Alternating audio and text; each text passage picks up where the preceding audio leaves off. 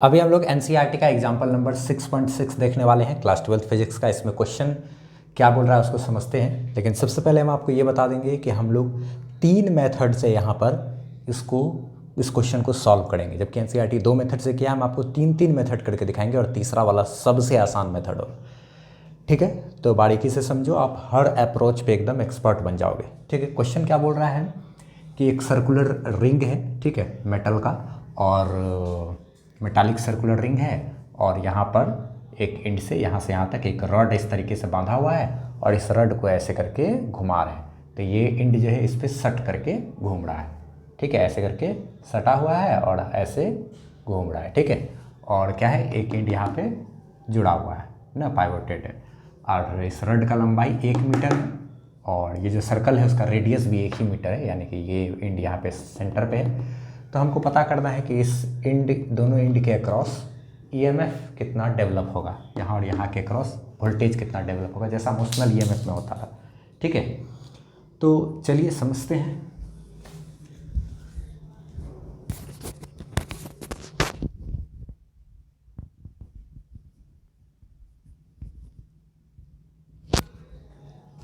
हाँ, तो क्या करना है इसमें कि हम लोग एक काम करते हैं, इसको 3 मेथड है। पहला मेथड हम लोग अपनाते हैं यहाँ पर इस तरीके से, मेथड 1। पहला मेथड देखिए, तो यहाँ पे सब कुछ दिया हुआ है। फ्रीक्वेंसी दिया हुआ है कि 50 रिवॉल्यूशन पर सेकेंड, यानी कि 1 सेकेंड में 50 चक्कर लगा लेता है। ठीक है, और रेडियस दिया हुआ है इसका 1 मीटर दिया हुआ है, मैग्नेटिक फील्ड 1 टेस्ला दिया हुआ है। तो ये 50 रिवॉल्यूशन पर सेकेंड का मतलब क्या होता है आप समझ लीजिए। जैसे कि आप एक बात ध्यान रखना है कि फ्रीक्वेंसी बराबर फॉर्मूला होता है ω/2π। ये आपने चैप्टर नंबर 4 में भी पढ़ा होगा, जब मैग्नेटिक फील्ड के परपेंडिकुलर किसी चार्ज पार्टिकल को फेंकते हैं तो सर्कुलर मोशन करता है फ्रीक्वेंसी, वहाँ पे, या 11th में भी आपने पढ़ा होगा। क्या होता है, फ्रीक्वेंसी बराबर एंगुलर वेलोसिटी डिवाइडेड बाय 2π, यानी कि 360, और ये इधर मल्टीप्लाई होगा तो ω बराबर 2π इंटू क्या, फ्रीक्वेंसी। ठीक है, ये फार्मूला एंगुलर वेलोसिटी बराबर 2 इंटू पाई इंटू फ्रीक्वेंसी, ये आपको पता होना चाहिए। ठीक है, अच्छा, एक बात और अभी फार्मूला का हम लोग यूज़ करने वाले हैं रास्ते में ही। एक होता है कि अगर कोई ऑब्जेक्ट जब सर्कुलर मोशन कर रहा होता है, मान लिया जाए अगर v वेलोसिटी से घूम रहा है, तो v बराबर फार्मूला होता है रेडियस इंटू एंगुलर वेलोसिटी ना। लीनियर वेलोसिटी बराबर radius into angular velocity. Angular velocity यानी कि प्रति सेकंड कितना डिग्री एंगल चेंज हो रहा है।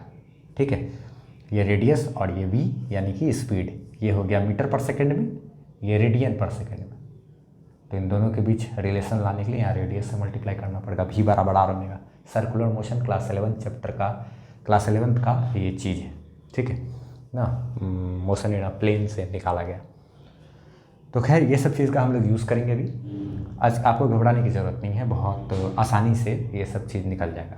ठीक है, चलिए देखिए क्या क्या करने वाले हैं हम लोग। जैसे कि यहाँ पे अगर बात करें हम लोग कि ये ठीक है, ये ऐसे ऐसे ऐसे ऐसे ऐसे ऐसे घूमेगा, है ना। तो ओमेगा बराबर 2π इंटू फ्रीक्वेंसी होता है, ये आपको ध्यान रखना है। ओमेगा एंगुलर वेलोसिटी है। अब देखिए क्या करते हैं, पहला मेथड अपनाते हैं। एनसीईआरटी जो पहला मेथड बताया वही है, लेकिन उसको हम अच्छे तरीके से आपको बता देते हैं, जिसमें क्या किया जाएगा। जैसे मान लिया जाए यहाँ से x डिस्टेंस पर जा कर के हम लोग एक छोटा सा dx लेंथ काट लेते हैं। छोटा सा dx यानी छोटा सा टुकड़ा काट लिए, छोटा सा टुकड़ा रड का ले लिए। ठीक है, और इसी पर फोकस करेंगे। जब ये इस तरीके से घूमेगा का मतलब, ये आप dx को देखो, थोड़ा देर के लिए ऐसे सीधा गया ना, ऐसा, या यूँ ऐसे करके जा रहा है dx। तो ये छोटा सा dx रड इस तरीके से मैग्नेटिक फील्ड में मूव कर रहा है। तो जब मूव कर रहा है तो मूव करेगा तो उसमें मोशनल ईएमएफ डेवलप होगा। ठीक है, जो मोशनल ईएमएफ डेवलप होगा वो कितना होगा, तो वो भी बहुत थोड़ा सा होगा, क्योंकि थोड़ा सा रड का लंबाई बहुत थोड़ा सा है। तो जब बहुत थोड़ा सा रड का लंबाई है तो उसके कारण जो ईएमएफ डेवलप होगा वो भी बहुत थोड़ा सा होगा, इसलिए उसको हम लोग डी से डिनोट करेंगे, मतलब बहुत ही स्मॉल ईएमएफ। डी लगा देने से वो बहुत छोटा हो जाता है। ठीक है, अच्छा, उसके बाद छोटा सा dx लेंथ है। ठीक है, dx लेंथ है। अब इसको जब घुमाएंगे तो ये किस रेडियस में घूमेगा, आप देखो तो ये बहुत छोटा सा रेडियस में घूमेगा कि नहीं, x रेडियस में घूमेगा कि नहीं, x रेडियस में घूम रहा हो। अच्छा ठीक है, घूम रहा है, कोई बात नहीं, घूमने दो। ठीक है, तो हमको क्या करना है, ये dx लेंथ है तो इसके छोटे से लेंथ ये जो लेंथ है उसके कारण जो ईएमएफ पैदा होगा बी इंटू क्या होता है एल इंटू भी, यही ना, बी एल भी होता है ना। तो बी तो हो गया क्या हमारा मैग्नेटिक फील्ड, ठीक है। तो बी तो ठीक है। लंबाई की बात करें अगर, तो लंबाई हमारे पास कितना लंबा रड है, डी एक्स लंबा, कितना लंबाई का रड है डी एक्स, तो इसलिए इसके जगह पे हम लोग डी एक्स इस्तेमाल करेंगे। अब रही बात भी की, तो भी जो है भी की जगह पे अभी हम आपको देखो क्या लिखने वाले हैं। भी का मतलब होता है वो वेलोसिटी जिस वेलोसिटी से ये ऐसे चलने वाला है, ठीक है। तो ये v वेलोसिटी से ऐसे चल रहा है, ठीक है। तो ये जो v वेलोसिटी है ना, तो इसके लिए आप एक छोटा सा चीज़ ध्यान रखो, v बराबर एक फार्मूला होता है r इंटू ओमेगा, जिसका भी हम लोग यूज़ करेंगे, ठीक है। v यानी कि v हो जाता है लीनियर स्पीड, जो ये ऐसे चल रहा है स्पीड यानी मीटर पर सेकेंड में, वो बराबर होता है जो रेडियस में वो घूम रहा है ऑब्जेक्ट। अगर ये इस रेडियस में घूम रहा है तो इतना ही, अगर इतना रेडियस में घूमेगा तो पूरा रेडियस ले लेंगे। तो v बराबर रेडियस इंटू ओमेगा, एक फार्मूला होता है v बराबर, v यानी कि लीनियर स्पीड, v बराबर रेडियस इंटू क्या ओमेगा यानी कि एंगुलर स्पीड, ठीक है। तो आप एक चीज़ छोटा सा देखो, यहाँ पर जो भी था ना भी इसके लिए हम देखो एक चीज़ छोटा सा इस्तेमाल करने वाले हैं, b into D x into इस v के जगह पे v बराबर रेडियस इंटू ओमेगा। और इस v का रेडियस, ये जो v है यानी कि हम लोग तो dx पे ना बात कर रहे हैं, dx ही ना घूम रहा है, तो उसके लिए रेडियस कौन सा है, ये x हम लोग मान लिए, तो x इंटू क्या ओमेगा, इसको ऐसे लिखेंगे, ठीक है। v बराबर R omega, radius into omega, तो ये रेडियस है इंटू क्या ओमेगा। अब देखो कोई बड़ा बात नहीं है यहाँ से सॉल्व करना, ठीक है। अब इसको इंटीग्रेट करते हैं, इंटीग्रेटिंग ना बोथ साइड, दोनों तरफ इंटीग्रेट करेंगे तो छोटा सा ईएमएफ इंटीग्रेट होकर पूरा ईएमएफ आ जाएगा। इधर अगर बात करें तो मैग्नेटिक फील्ड कांस्टेंट और ओमेगा यानी कि एंगुलर वेलोसिटी मेरा कांस्टेंट है, omega angular velocity 2 into pi into frequency constant है, इतना फिक्स दिया हुआ है, फ्रिक्वेंसी गुना पाई गुना ये कांस्टेंट है ओमेगा। तो ये सारा कांस्टेंट टर्म को बी और ओमेगा को साइड रखते हैं, एक्स और डी एक्स की बात है, इंटीग्रेशन करते हैं, ठीक है। एक्स का मतलब क्या हो गया, ये डी एक्स हम लोग अगर यहाँ पे काटे होते तो एक्स का मान आर के बराबर, ये रेडियस के बराबर होता है। अगर यही डी एक्स यहाँ पे काटते तो एक्स का मान 0 हो जाता है। ये डी एक्स को हम यहाँ भी काट सकते थे, यहाँ भी काट सकते थे, यहाँ भी काट सकते थे, यहाँ भी काट सकते थे, जिस जगह पे काटते एक्स का लंबाई उसी हिसाब से वेरी कर जाता। अब इंटीग्रेट करते हैं तो डी ई यानी थोड़ा सा ई एम एफ इंटीग्रेट होकर पूरा ई एम एफ हो जाएगा। और इधर अगर इंटीग्रेशन करते हैं तो जो एक्स का ही इंटीग्रेशन यहाँ इस टोटल का करना है, डी एक्स मतलब एक्स के रिस्पेक्ट में, तो x के रिस्पेक्ट में करना है तो x का लंबाई हम देखेंगे, लिमिट देखेंगे कि x का मिनिमम वैल्यू कितना हो सकता है 0 और मैक्सिमम वैल्यू कितना हो सकता है रेडियस के बराबर, रेडियस जो कि मेरा 1 मीटर है। तो x का मिनिमम वैल्यू 0 और मैक्सिमम वैल्यू क्या कैपिटल R, तो लिमिट बैठा दिए। अच्छा ये कांस्टेंट टर्म है, बाहर निकाल लेंगे, ठीक है। अंदर में फिर से बच गया x dx 0 से लेके कैपिटल R तक। अब देखिए तो आप ये में बराबर बी ओमेगा इंटू एक्स है, तो एक्स के पावर में कुछ नहीं तो क्या है 1 है छिपा हुआ, कुछ नहीं का मतलब होता है 1 छिपा हुआ है। हमको इंटीग्रेशन करना होता है तो बस पावर में 1 जोड़ते हैं, जोड़ के जितना आता है 2 तो 2 से डिवाइड कर देंगे, 2 आया जोड़ के तो इसलिए 2 से डिवाइड किए। लिमिट क्या है 0 और कैपिटल R, तो ई एम एफ बराबर बी ओमेगा इंटू क्या एक्स स्क्वायर बाई 2 का ये 0 और ये क्या R। उसके बाद आपको पता होगा पी ओमेगा इंटू एक्स के जगह पे एक बार ऊपर वाला लिमिट को रखते हैं, यानी कि आर स्क्वायर बाई 2 माइनस अपने 1 से अब घटाते हैं, एक्स के जगह पे नीचे वाला लिमिट रखेंगे 0 का स्क्वायर बाई 2, ठीक है। तो ये हमारा क्या हो जाएगा ई एम एफ बराबर बी ओमेगा इंटू ये तो 0 वाला टर्म खत्म हो गया, आर स्क्वायर और डिवाइडेड बाई क्या ये 2। तो यानी कि ई एम एफ बराबर B omega are square by क्या आया 2। अब उसके बाद इसका वैल्यू रखोगे तो आप तुरंत सब कुछ आ जा रहा है ना। और हम यहाँ तक अगर आ गया ये इक्वेशन तक, तो अब हम लोग क्या करेंगे, एक मेथड से ये करके दिखाए, बाकी और दो मेथड से हम यही सेम चीज़ करके तुरंत दिखा देंगे, उसे बहुत शॉर्ट है। अच्छा इसमें सारा चीज़ का वैल्यू रख के हम लोग ई एम एफ का वैल्यू निकाल सकते हैं 1/2 इंटू मैग्नेटिक फील्ड की बात करें तो मैग्नेटिक फील्ड का वैल्यू है कितना 1 टेस्ला इंटू, अच्छा इसको ऐसे ही रख देते हैं बी ही रखते हैं, ठीक है।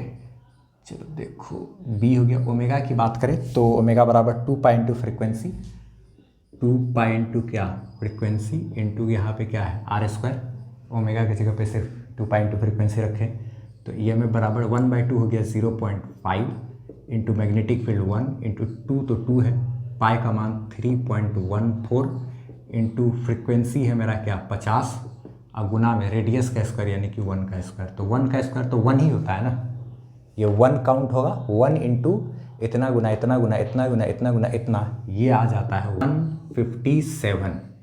ठीक है, ये 1 हो गया ना, सबको गुना करेंगे तो ये 157 इतना मेरा वोल्ट क्या हो गया आंसर। ठीक है, तो अब हम लोग ये हमारा पहला मेथड हो गया है, स्क्रीनशॉट ले सकते हैं। अब हम लोग दूसरा मेथड पे बात करते हैं, उस मेथड में भी और तीसरा मेथड भी देखेंगे, सब में हम लोग खाली बस ये फार्मूला निकाल करके आपको दिखाएंगे और जब ये निकाल करके दिखा देंगे तो बाद बाकी इसके बाद आगे तो आप सॉल्व कर ही सकते हो ना।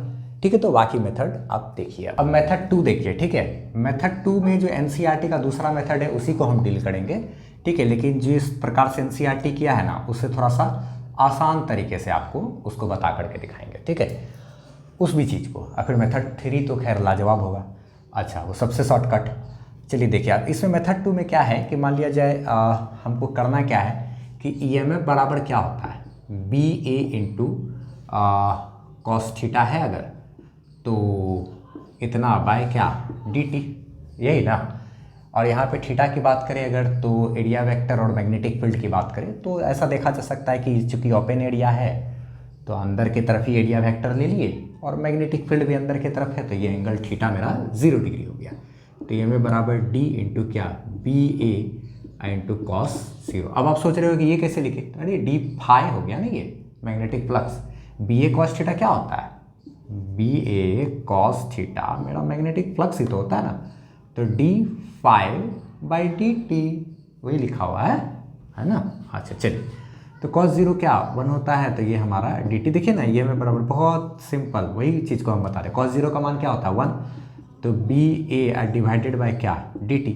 अच्छा, अब रही बात मैग्नेटिक फील्ड की, तो मैग्नेटिक फील्ड का मान तो दिया हुआ ही है 1 टेस्ला, वो तो फिक्स है, यूनिफॉर्म है मैग्नेटिक फील्ड, तो कॉन्स्टेंट चीज़ को बाहर निकाल दिए। इधर हम लोग के पास आ गया डी ए बाई क्या dt, तो ई एम एफ बराबर magnetic field into d A by D T. D A by D t यानी कि मैथ का जो ये टर्म है इसको हम लोग यही ना पढ़ते हैं भैया कि rate of change of area with respect to time, rate of change of area with respect to time, और हमको D A by D T निकालना है यानी कि एरिया विथ रिस्पेक्ट टू क्या टाइम निकालना है। तो बहुत सिंपल है, कोई ऐसा दिक्कत की बात नहीं है, तो ये हम आराम से निकाल लेंगे। तो कैसे निकालेंगे, तो चूँकि मान लिया जाए ये जब यहाँ से चलते चलते चलते चलते चलते चलते चलते चलते यहाँ ये जो एरिया किस प्रकार से चेंज हो रहा है, बस हमको वो एरिया का चेंज का दर पता करना है, तो rate of change of area पता करना। मान लीजिए यहाँ पे है, कुछ देर के बाद ये यहाँ आ गया, यही रट अगर वो रेसिस्टेंस जोड़ के और कॉम्प्लेक्स बता दिया है। ठीक है, यही रट यहाँ से यहाँ आ गया, कितना एंगल चला भैया, मान लीजिए थीटा एंगल चला और टाइम लग गया टी टाइम में थीटा एंगल चल दिया।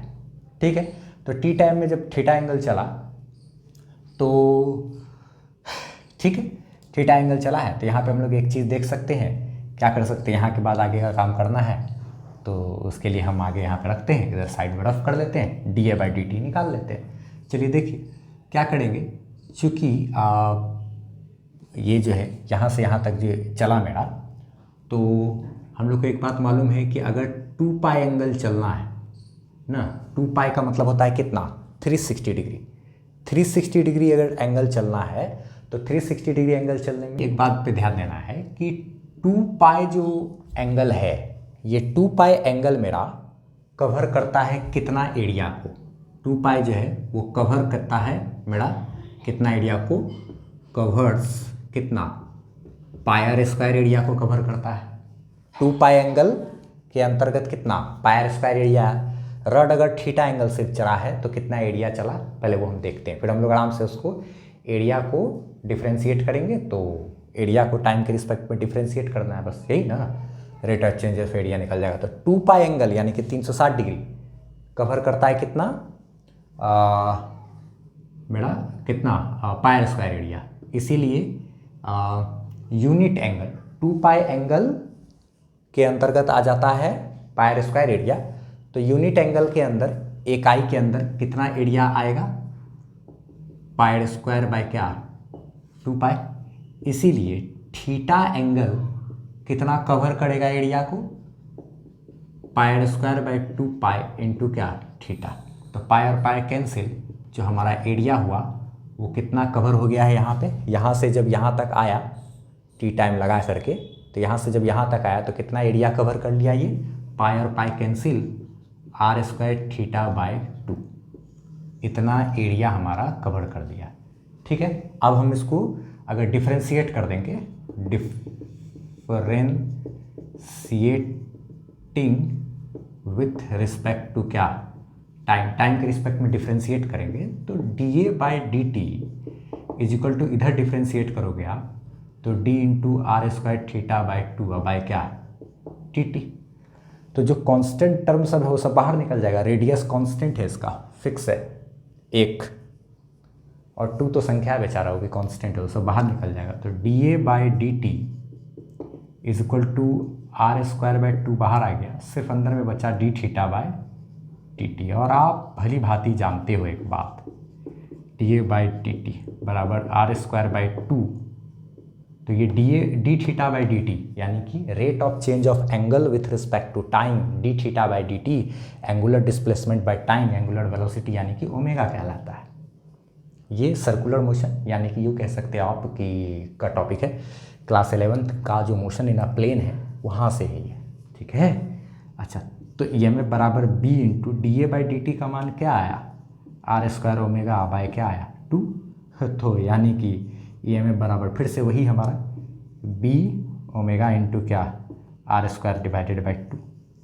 तो ये तो हमारा फिर से आ गया, और एनसीईआरटी में सेकंड मेथड यही यूज़ किया है। ठीक है, तो ये दूसरे मेथड से ये आ गया, जब ये आ गया तो ओमेगा की जगह पे 2 पाई इंटू फ्रिक्वेंसी रख देंगे, फिर हम लोग सब कुछ करेंगे तो 157 फिर से 157 फिर से आंसर आ जाएगा हमारा। ठीक है, अब हम लोग आपको तीसरा मेथड बताते हैं। तीसरा मेथड सबसे आसान मेथड है। तीसरा मेथड देखिए बहुत सिंपल है।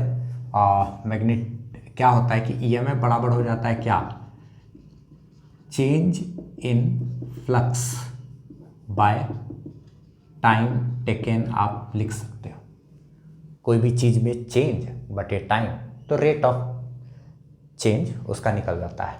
कोई भी चीज़ में चेंज डिवाइडेड बाय टाइम, उसका रेट ऑफ चेंज हो जाता है। तो change in flux with respect to time यानी कि rate of change of flux with respect to time ही तो हमारा क्या देता है, ईएमएफ देता है। तो यहाँ इजीली ईएमएफ निकाल सकते हैं, final flux minus initial flux by जो आपका टाइम लगा है, टोटल टाइम कर दीजिए। तो ईएमएफ में फाइनल फ्लक्स क्या होगा, देखो तो जब ये रड पूरा तरीके से एक चक्कर लगा लेगा तो पूरा एंगल ये घूम गया ना। अच्छा ठीक है, पूरा एरिया ये कवर अप कर लिया है ना। अच्छा, जब पूरा एक चक्कर लगा लेगा तो पूरा एक एरिया कवर करेगा। अच्छा, फाइनल फ्लक्स की बात करें तो बी ए एंगल तो हमेशा पिछले केस में भी हम बात किए थे ना, जो ओपन एरिया है तो दोनों तरफ में से कोई सा भी ले सकते हैं। ठीक है, तो बी ए इंटू क्या, कॉस 0 डिग्री ही इस्तेमाल करना है। ठीक है, माइनस इनिशियली जब ये रड शुरू में यहाँ पर है, टी जब 0 है, टाइम जब मेरा क्या है 0, तो अभी ये तो रड रुका हुआ है, अब ये स्टार्ट करेगा ना भाई, तो शुरू में तो ये कोई फ्लक्स नहीं काटा। जब मैग्नेटिक फील्ड लाइंस को काटेगा ही नहीं तो फ्लक्स कैसा, शुरू में कोई फ्लक्स नहीं। जब एक टाइम पीरियड यानी कि एक चक्कर लगा लिया, यानी एक टाइम पीरियड जब हुआ, तब ये पूरा एक चक्कर काट करके पायर स्क्वायर एरिया को स्वाइप करता है, कट करता है। बटे में टाइम मेरा एक चक्कर लगाने में टाइम कितना लगता है, टाइम पीरियड के बराबर, और टाइम पीरियड का फॉर्मूला होता है 2 पाई बाय ओमेगा, पता होगा आपको। ईएमएफ बराबर मैग्नेटिक फील्ड को बी छोड़ दिए, एरिया की बात करें तो एक टाइम पीरियड में फाइनली ये कितना फ्लक्स काट लिया, यानी कितना एरिया काट लिया, ये पायर स्क्वायर कॉस 0 क्या होता है 1, माइनस ये 0 का वैल्यू तो 0 ही है, डिवाइडेड बाय 2 पाई बाय क्या ओमेगा। तो ईएमएफ बराबर b into pi r square divided by 2 pi by omega. ये पाई और पाई कैंसिल हो जाएगा, ओमेगा नीचे से ऊपर चला जाएगा, ये बराबर b r square by 2 divided by क्या ओमेगा। तो यहाँ से आप ओमेगा को ऊपर भेज दीजिए, तो ये में बराबर B omega are square by क्या, ऐसा भी आप इजी कर सकते हैं ना। फाइनल फ्लक्स बी ए कॉस थीटा माइनस इनिशियली 0 और टाइम जो लगा, फाइनल फ्लक्स का मतलब फाइनली एक चक्कर लगा लिया तो कितना फ्लक्स काट लिया है। कितना फ्लक्स हो गया टोटल, तो टोटल फ्लक्स कर दिया इतना, इनिशियली फ्लक्स था 0 यहीं पे था, तो अब बटे टोटल टाइम जो लगा वो इजली आ गया। ठीक है, तो ये तीनों मेथड लगा, आपको सबसे अच्छा मेथड कौन सा लगा कमेंट में ज़रूर बताइए, 1, 2 और 3 ज़रूर कमेंट कीजिए, और बाय बाय।